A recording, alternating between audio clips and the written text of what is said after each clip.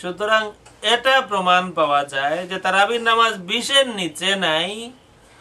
যদি বেশি পড়া যায়, যেহেতু ওমর ইবনে আব্দুল আজিজ রাদিয়াল্লাহু তাআলা আনহুকেও খামিসুল খুলাফায়ে রাশিদিন বলা হয়, বেশি পড়া যাইতে পারে কিন্তু 20-এর নিচে নাই। আল্লাহ রাসূল সাল্লাল্লাহু আলাইহি ওয়া আলিহি ওয়াসাল্লাম 20 পড়েছেন। সাহাবায়ে কেরাম আবু বকর, ওমর, উসমান, আলী রাদিয়াল্লাহু তাআলা আনহু সকলেই 20 পড়েছেন।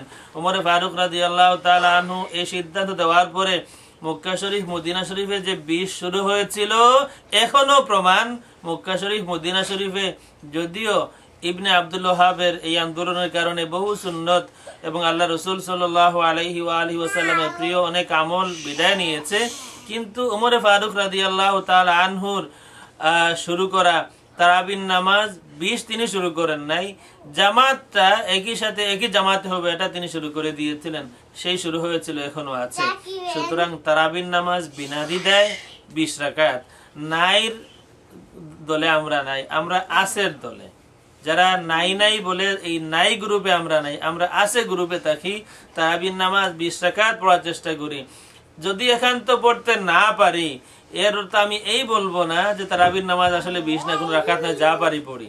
তারাবির নামাজ 20 আমি পড়তে পারি না, এই কারণে আমি সওয়াব পাবো না। কিন্তু তারাবির নামাজের রাকাতের সংখ্যা হচ্ছে মিনিমাম 20 4 মাযহাবে, এবং মালিকি মাযহাবে যেটা আমি বললাম ওমর ইবনে আব্দুল আজিজ রাদিয়াল্লাহু তাআলা আনহুর জামানায় বাড়ানো হয়েছিল 36 পর্যন্ত, এবং এটাও একটা দলিলের ভিত্তিতেই। ওয়াহাদা দালিলুন আলা সিহহাতি ইজতিহাদিল উলামা ফি জিয়াদাতি আলা মা ওয়ারাদা মিন ইবাদাতিন মাশরুআ।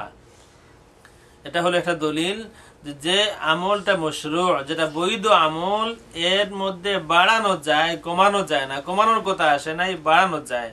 হাওয়ার আমরা তো 34-40-এর কথা বলছি না, আমরা বলছি 20। যেই 20 হুজুর পড়েছেন, যেই 20 আবু বকর পড়েছেন, যেই 20 ওমর, উসমান, আলী, হাসান, হুসাইন সহ সমস্ত সাহাবায়ে কেরাম ওই জামানা থেকে নিয়ে এই পর্যন্ত হারামাইন শরীফাইনে 20 রাকাত হচ্ছে।